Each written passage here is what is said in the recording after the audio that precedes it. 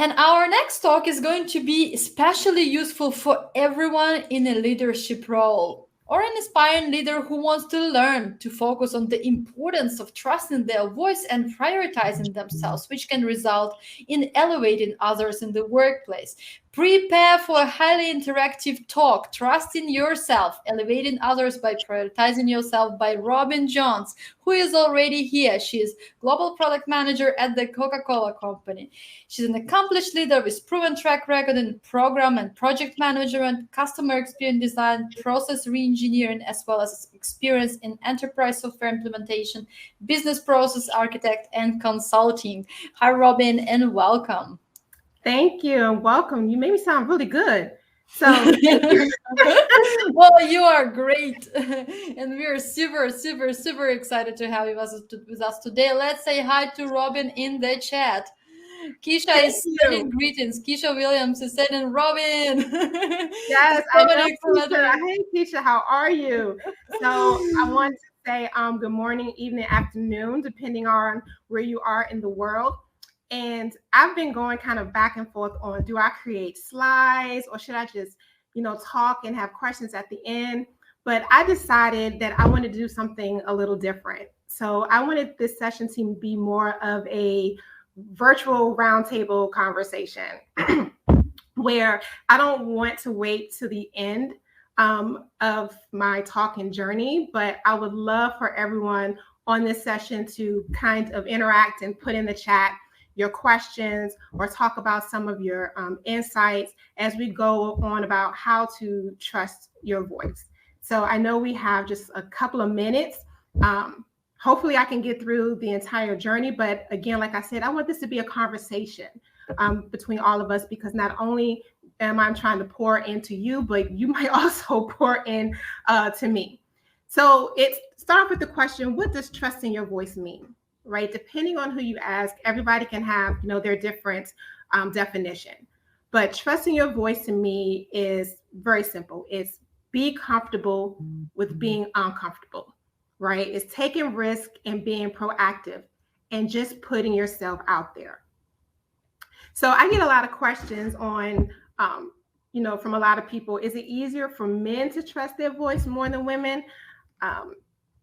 I look at, our STEM community today, and I'm starting to see a shift. It's not a big shift, but the needle is moving, right?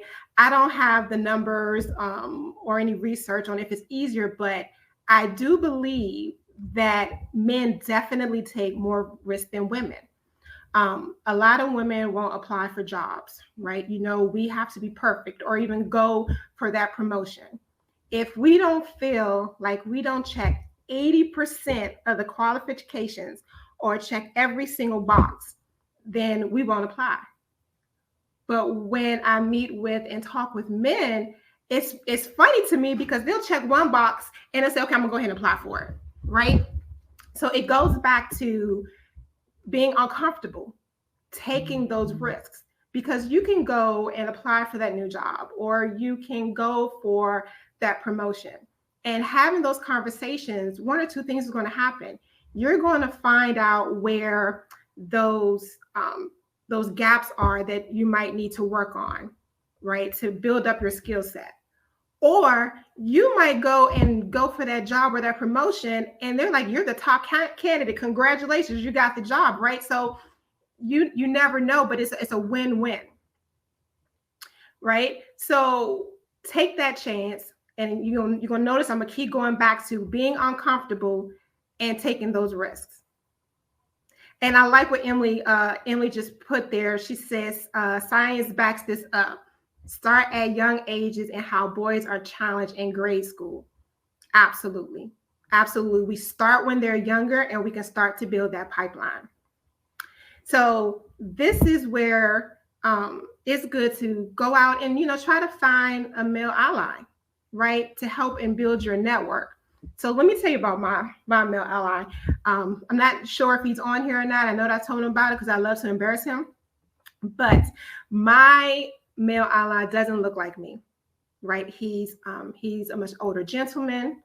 And he is not, we don't have the same background. And he actually started off as a mentor. someone to help me learn how to upskill my knowledge and to navigate through, the organization. Then unexpectedly, he turned into my sponsor. So the difference between, for those who may not know, the mentor and sponsor, there are two totally different roles that can have two different people or can be one person. And he turned into my sponsor because he started speaking on my behalf when I wasn't in the room, right? He was going to other leaders talking about all the great work that I was doing. And then from there, he turned into a close friend. So not only did he's in my network, not only did he mentor me to help me grow to actually where I am today within the organization, but also had that much trust and confidence in me that he felt comfortable speaking on my behalf when I was in the room. So here's a story I feel that maybe a few of you in this session may have witnessed or may have actually been that person. So I was in a meeting. Of course, it was virtual, and it was me and one other woman, and of course the rest, were men. And this particular female, I'm not going to say any real names, so I'm gonna make up names. I'm gonna call her Madeline. She actually presented a really great idea to leadership. No one really responded. You know how you go around the room and people nod. It was like you saw head nods, and following right behind her, her male counterpart presented the exact idea, but just used different words. And people started to unmute themselves and was like, oh, this is a great idea, good idea. I think we need to move forward with this. This can really help scale. All this great stuff. And I kind of sat there for a minute and she didn't speak up.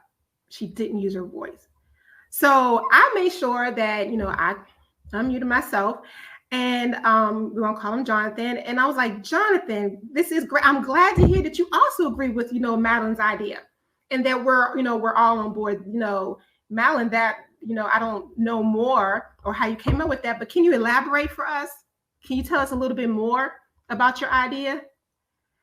And after that meeting, she came up and she thanked me. I was not expecting her to thank me, but she was just like, thank you, which also helped to elevate her, that now whenever she goes into a meeting, she feels a lot more comfortable with speaking up. That one little gesture that I did helped to elevate her to use her voice more.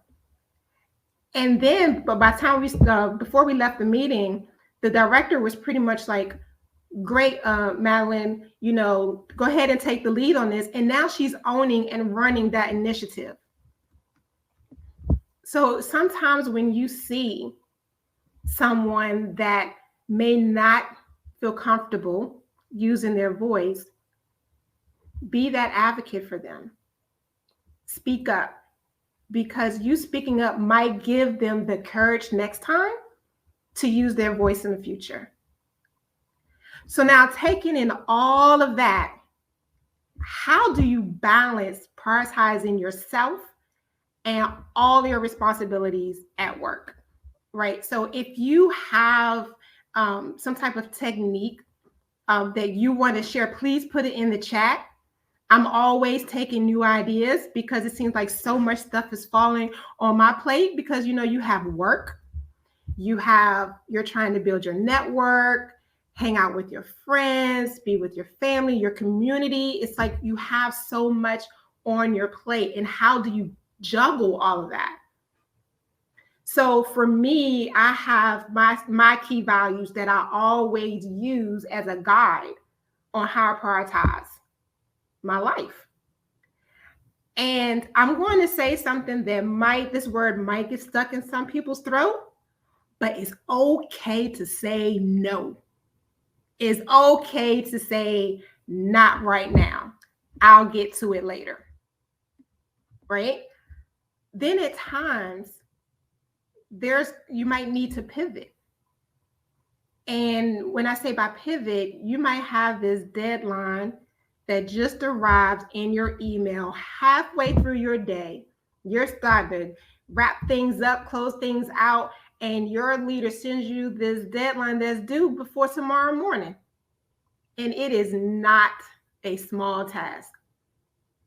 And I don't know about you, but sometimes, if it's on a Friday and it's it's a Thursday and it's due on a Friday, I don't like to work on Friday. So I'm gonna put that out there. I hope nobody in my company is actually on this call because I'm making trouble. But I don't like working on Fridays. Fridays is my wind down time. It's my time to close out things that I couldn't get to by the beginning of the week. It's clear your desk, clear the email, so when Monday comes, you can start all over. And so it's like, then what do you do? Because it's almost the end of the day. You have kids at home. You need to do homework, whether it's your homework, their homework, or both. You need to cook. This is when you need to get comfortable with using your voice. And maybe that's when sometimes you need to reach out and ask for help. And I know sometimes as women, that is a hard task to do, is to ask for help.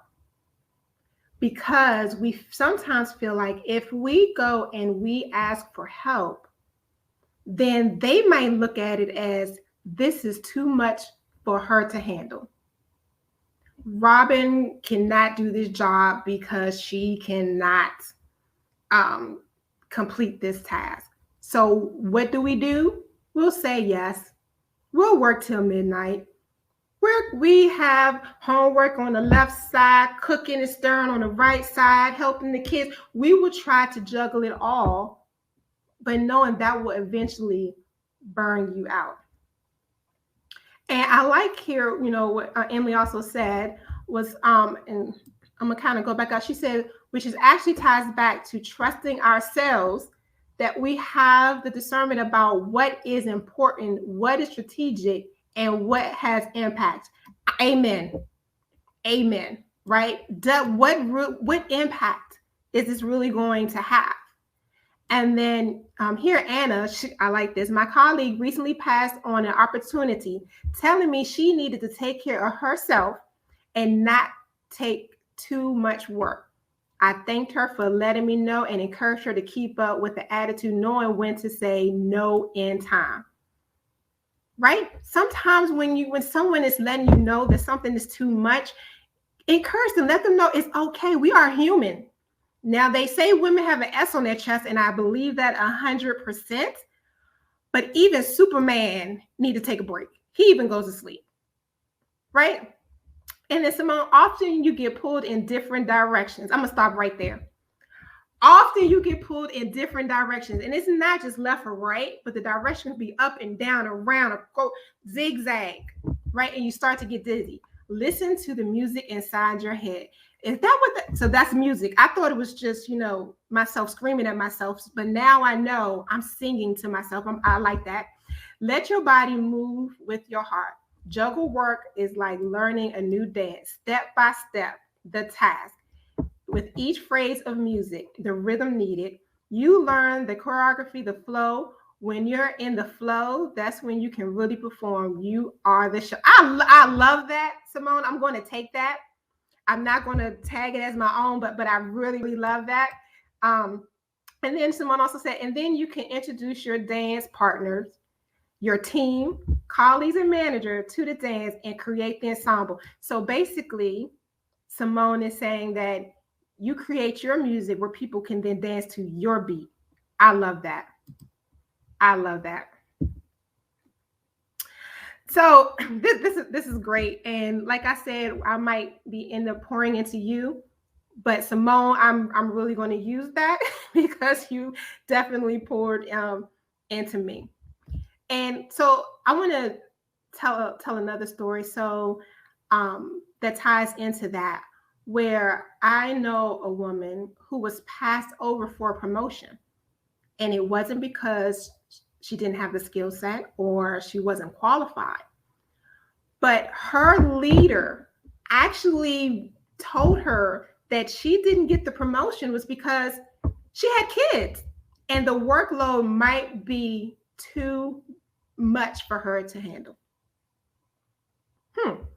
So when he told her that, she got frustrated, of course, upset, packed up her bag, left so she can calm down. However, she never used her voice to say, yes, I do have kids. Yes, I go to school, cook, I did this, that, the fourth. Let my work show and not my personal life, right? So her male counterpart actually received that promotion because he had kids, but he also had a wife. And her leader is thinking, oh, well, he has a wife that can take care of the kids. You need to go home and take care of the kids. Now, mind you, it could have been that unconscious bias that he's putting out there and not knowing, one, that is definitely the wrong thing to say. So her male counterpart, definitely he received the promotion, but guess what? She's now doing the work, right? It's too much for him to handle. So it's funny how things turn out. But if she felt comfortable speaking up and not just saying okay, because that wasn't okay, she might have ended up with that promotion in the first place. So now she's left with doing her counterpart's job because it's too much for him to handle. Right? So I know we have 2 minutes, and I definitely thank everyone for, giving your insight and sharing your thoughts. I hope she's receiving the credit. She is. She's receiving the credit.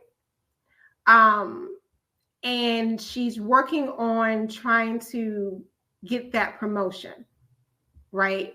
But now she doesn't have the title. Let's be clear. She doesn't have the title, but she is definitely receiving the credit. So if I can share 1 or 2 things with you, and these two sayings is what I live by. And I said it in the beginning. Be comfortable being uncomfortable. Because when you're uncomfortable, behind that is growth. Right? When you're comfortable, you're staying inside your box, you're doing what you always do. But once you become uncomfortable, you're learning something new. Always look at, when I feel uncomfortable, I'm growing, right? And the last thing, if not you, then who? Who else? If it's not you, then who else? So when you see another woman who's not using their voice, use yours to help elevate them. So I want to stop and say thank you. I see one comment from Nora who said, personally, I'm the one who spends more time on work in the family. My husband works hard, but he also takes care of the kids. Great multitasker. It's total gender bias to assume that women are the core givers in the family. I can give another amen. Love it. I love it too.